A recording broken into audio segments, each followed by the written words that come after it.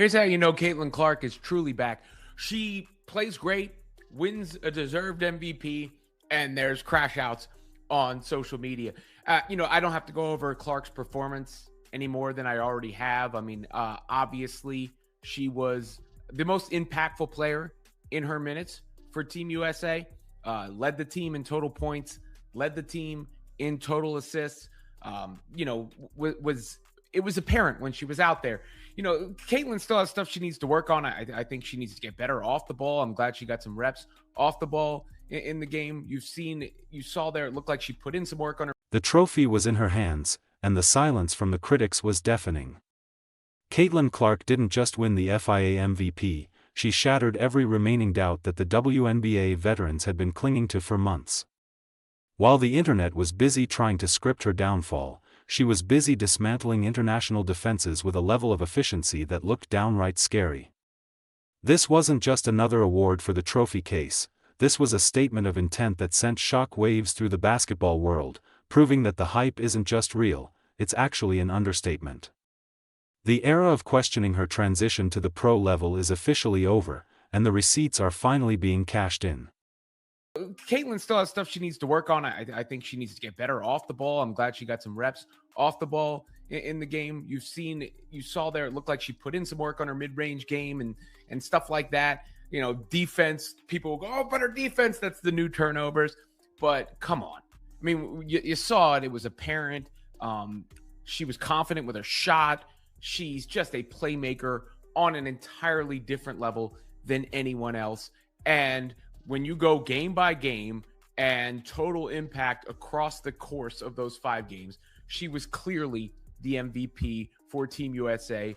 That it wasn't just that she won, it was how she dominated every single category that matters. Caitlin Clark led Team USA in total points and total assists, proving she is the engine that makes the entire machine run. When she was on the floor, the gravity she pulled shifted the entire geometry of the game.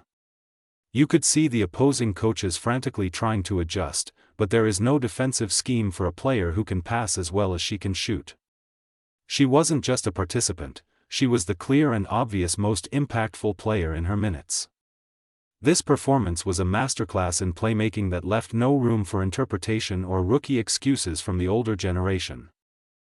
She was confident with her shot. She's just a playmaker on an entirely different level than anyone else. And when you go game by game and total impact across the course of those 5 games, she was clearly the MVP for Team USA, therefore the MVP of the FIBA World Cup qualifying tournament. The 5 was shared as well for the award. As far as the team that was chosen by FIBA, that is. Here you see the All-Star 5. Predictably, the social media crashes began almost immediately after the announcement. It's become a ritual now. Caitlin Clark plays great, wins a deserved MVP, and a specific corner of the internet loses their minds trying to find a reason why it shouldn't count. The level of salt from certain fan bases, and even some subtle shade from within the basketball community, is reaching a fever pitch. But that's how you know she's truly back at the top of her game. The more they scream about her defense or her turnovers, the more they reveal how much her success actually bothers them. It's a strange phenomenon where excellence is treated like a crime. Zandalasini, Clark, Plum, and McGee. Stafford. Kelsey Plum also was excellent. I've seen a lot of Ryan Howard was robbed posts out there. And Ryan Howard did have 2 players of the game. So she had 2 excellent games. And I'm not trying to knock her at all. But she also had a game, this last game, she had 0. And 2 other games, 5 and 6 points. So, it's a 5-game sample. So anybody arguing for her for MVP, there's just no leg to stand on there. As far as that 5, I would also say Kelsey Plum was better over the course of the entire tournament. I mean, you look at the box. What the veterans should really be worried about isn't just her logo 3s anymore. During this tournament, Caitlin Clark showed off a refined mid-range game that looked polished and intentional. She wasn't just hunting for highlights, she was taking what the defense gave her and punishing them with surgical precision. Her off-ball movement has taken a massive leap forward, too, showing that she's been putting in the work while the world was busy arguing about her. She's evolving into a multidimensional threat that doesn't need the ball in her hands every second to be the most dangerous person on the court. That's a terrifying prospect for the rest of the league. Plum was better over the course of the entire tournament. I mean, you look at the box scores and you see it right here. This is for Team USA after 5 games. Now, Kalia Copper actually led in points per game, but she didn't play in the last game. Clark, obviously, total points. Like I said, total assists per game, clearly efficiency. And she shot the ball really well, too. You look at field goals there.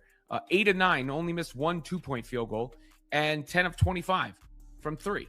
So overall, I mean, that's 40% from 3 and 89% from the field. The critics always fall back on the same old tropes, claiming her defense is a liability. It's become the new turnovers for the Clark haters, a desperate reach to find a flaw when the stat sheet is screaming greatness. But if you actually watch the tape from this FIA run, the effort and awareness were undeniable. Caitlin Clark is playing with a level of confidence that suggests she knows exactly where the gaps are. Every time someone tries to highlight a missed rotation, they ignore the 10 other plays where her defensive positioning forced a turnover or a bad shot. The narrative is crumbling under the weight of her actual production on the floor. And 10 of 25 from 3. So overall, I mean, that's 40% from 3 and 89% from the field. That's a crazy true shooting percentage. I don't have to do the math right now for you. That's a crazy true shooting percentage. And then there's the polling thing that was out there, which I didn't really cover because it's all shenanigans. And, I don't feel like ruffling the feathers of various fan bases and, getting all that, but everybody talks about Clark being popular. Look at, she lost this vote to these, and I don't want it to turn into a knock on Paige or Angel either, who both also were excellent over the course. The FIA All-Star 5 was a powerhouse lineup, featuring names like Gustafson, Xander, Kelsey Plum, and McGee Stafford. Being named the MVP of a group that talented is no small feat, especially when you're sharing the floor with established stars like Plum. This wasn't a popularity contest or a participation trophy, it was a recognition of sustained excellence across 5 grueling games. While others had flashes of brilliance, Caitlin Clark was the common denominator in every USA victory. Seeing her name at the top of that list is a reality check for anyone who thought she would struggle against international-level competition. Clark being popular, look at, she lost this vote to these, and I don't want it to turn into a knock on Paige or Angel either, who both also were excellent over the course of this. But you see some of the spots number 1 and 2 taken. CCFC will never get the last laugh. Angel Reese with 1 billion votes there, whatever it is. Same with Paige Beckers. And if you were following along with that, when I woke up to see that poll when it was originally out there, Clark was leading it with like 30,000 votes or something, 35,000 votes. And Paige was next, like 5 or 10,000 below her. And then all of a sudden, like hundreds. There was a lot of noise online about Rhyne Howard being robbed of the MVP title.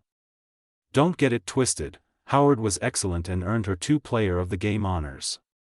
She's a phenomenal talent who deserves her flowers. But the MVP is about the entire body of work over the 5-game sample. When you look at the consistency required to lead a team to gold, you can't just look at the high points, you have to look at the floor. While Howard had some incredible moments, she also had games where her production dipped significantly, including a 0-point outing in a crucial stretch. In a short tournament, every minute counts. 30,000 votes or something, 35,000 votes, and Paige was next, like 5 or 10,000 below her. And then all of a sudden, like hundreds of thousands of votes start compiling for everybody, which, lets you know that some shenanigans were at play with the voting there. However it went, and then you see people even copping to it. I don't know if they're actually telling the truth or making it up or who to take at face value or not. I took care of Paige, and I've gotten Angel to a little under 1 million. I need everyone voting so I can keep getting done what needs to be done. all hands on deck. The only problem with that is it didn't actually decide. When you dive into the box scores, the argument for anyone else's MVP simply loses its legs. Caitlin Clark didn't just lead in points and assists, she did it with efficiency that seems almost impossible for a high-volume guard. In one game, she went 8 for 9 from the field, missing only a single 2-point attempt. Across the entire tournament, she shot 40% from beyond the arc. That isn't just good, it's elite. We're talking about a true shooting percentage that would make most veteran superstars blush. It's one thing to put up numbers, but to do it while being the primary focus of every opposing defense is a different level of greatness. Then we have to talk about the weirdness happening behind the scenes with the fan voting. There was a poll circulating that initially had Caitlin leading by a massive margin, around 30,000 votes. Suddenly, out of nowhere, hundreds of thousands of votes started pouring in for other players like Paige Bueckers and Angel Reese. It was obvious to anyone watching that some serious shenanigans were at play. Some fans even went as far as to brag on social media about taking care of the numbers to ensure Caitlin didn't win the popularity vote. It was a coordinated effort to create a false narrative that she wasn't the favorite. The reality of the botting situation is almost pathetic when you think about it. People were literally bragging about pushing Angel Reese to nearly 1 million votes just to keep Caitlin from the top spot. It highlights the strange obsession some fan bases have with trying to diminish her impact through artificial means. They wanted to show that CCFC would never get the last laugh, but all they did was prove how much they fear her influence. It was a desperate attempt to manufacture a reality that simply doesn't exist on the basketball court. Luckily, the actual MVP isn't decided by a manipulated Twitter poll, it's decided by buckets. At the end of the day, FIA officials weren't looking at bot-infested polls, they were looking at the play on the court. And on the court, there was no debate. Caitlin Clark earned that MVP trophy through sheer performance and leadership. No amount of social media manipulation can take away the fact that she was the best player in the building. It's a harsh wake-up call for the haters who thought they could meme her into irrelevance. The game of basketball is played with a ball and a hoop, not with bot farms and spiteful tweets. The hardware she's bringing home is the ultimate rebuttal to the noise. This win specifically targets the doubts that WNBA veterans have been whispering about since she was drafted. There's been this persistent idea that she's just a college star who isn't ready for the physicality and speed of the professional and international game. But winning an MVP against some of the best talent in the world completely dismantles that talking point. You could see the frustration in the eyes of the veterans who were supposed to be the leaders of this squad. They're realizing that the hierarchy is shifting, and they can't just rely on their seniority to keep the spotlight anymore. Even looking at a superstar like Kelsey Plum, who was also excellent throughout the tournament, the gap was visible. Plum is a veteran champion with a resume a mile long. Yet, Caitlin was the one steering the ship when it mattered most. It's not a knock on Plum to say that Clark was better over these 5 games, it's a testament to how quickly Caitlin has adapted. She isn't waiting her turn or asking for permission to be great. She's stepping onto the floor and taking what she wants. That kind of alpha energy is exactly what some of the older players in the league find so threatening. The most telling stat of all wasn't just the points, it was the impact in her minutes. Every time Caitlin sat down, the rhythm of the game changed. Every time she checked back in, the energy shifted, the ball moved faster, and the defense looked more stressed. She has this unique ability to elevate the play of everyone around her, making veteran teammates look like even better versions of themselves. That is the hallmark of a true MVP.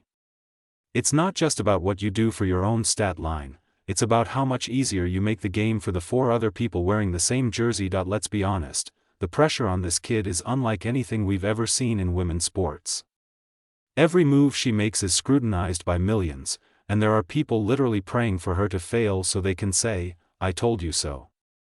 To walk into an international tournament with that kind of target on your back and walk out with the MVP trophy requires a mental toughness that is rare in any athlete, let alone a rookie. She doesn't just handle the pressure, she seems to thrive on it. The more the vets doubt her and the fans troll her, the more focused she becomes on the task at hand. Let's talk more about that mid-range game, because it's the key to her long-term dominance. Everyone knows she can shoot from the logo, so defenses are constantly overextending to stop the three. By developing a reliable pull-up jumper and a floater game, she's becoming unguardable. If you stay home, she shoots over you. If you chase her off the line, she steps inside and drains the mid-range. It's a chess match where she finally has all the pieces. The WNBA veterans who thought they had her figured out are going to have to go back to the drawing board before the season resumes. People often get so caught up in her scoring that they forget she's arguably the best passer in the world right now. Her vision is on an entirely different level than anyone else in this tournament.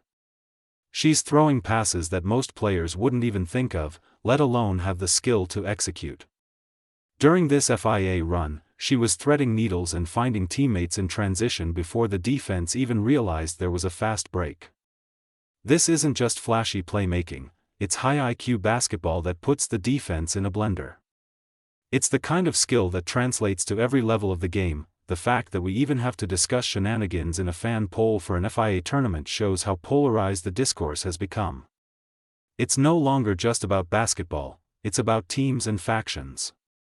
But what's interesting is that the anti-Clark sentiment actually backfired. By trying so hard to manipulate the polls, they only drew more attention to how dominant she actually was on the court. It made the official MVP announcement even sweeter, because it felt like a victory for reality over internet fiction. The truth doesn't need a bot farm to be heard, it just needs a box score. There has always been a strict hierarchy in Team USA basketball, where you pay your dues and wait for the veterans to pass the torch. Caitlin Clark just grabbed the torch and ran with it. She didn't wait for anyone's blessing or an invitation to lead, she just played her game and let the results speak for themselves. This has clearly ruffled some feathers within the established guard, who feel that things should be done the old way. But the old way didn't involve a player with this much gravity and influence. The game is changing, and some people are struggling to keep up. Let's look at those shooting numbers again, because they are truly absurd. 40% from 3 on 25 attempts is elite volume and elite efficiency. But when you add the fact that she was 89% from the field overall in certain games, it becomes legendary. That means she wasn't just settling for jumpers, she was attacking the rim and finishing at a rate that most centers would be proud of. She's proving that she isn't just a shooter, she's a scorer in every sense of the word. The vets who thought they could just rough her up to throw off her rhythm are finding out she's much tougher than she looks. This FI MVP win is a harbinger of what's to come for the rest of the WNBA season. Caitlin is coming back with more confidence, more tools in her bag, and a shiny new trophy that proves she belongs at the very top. The rookie wall that everyone predicted seems to be a myth in her case. If anything, she's getting stronger as the year goes on. For the veterans who spent the first half of the season trying to welcome her to the league with hard fouls and snide comments, the second half of the season is looking like it's going to be a very long ride. In the end, there was no one else who could have taken that trophy home. Caitlin Clark was the most impactful, most efficient, and most consistent player for the gold medal winning team. Every argument against her MVP win falls apart under the slightest bit of scrutiny. Whether it's the Howard robbery narrative or the defense complaints, none of it holds water when compared to the actual data. She went out there and earned every bit of the recognition she received. It was a fully deserved win that serves as a final warning to anyone still doubting her ability to dominate. The FI MVP win isn't just a personal milestone for Caitlin Clark, it's a culture shift for the sport. It exposed the fact that the old narratives used to hold her back are no longer effective. The vets can doubt, the fans can bot the polls, and the critics can crash out on social media, but none of it changes the reality of what happens when she steps on the court. We are witnessing the rise of a generational talent who is rewriting the rules of the game in real time. The only question left is how long it will take for the rest of the basketball world to finally accept it.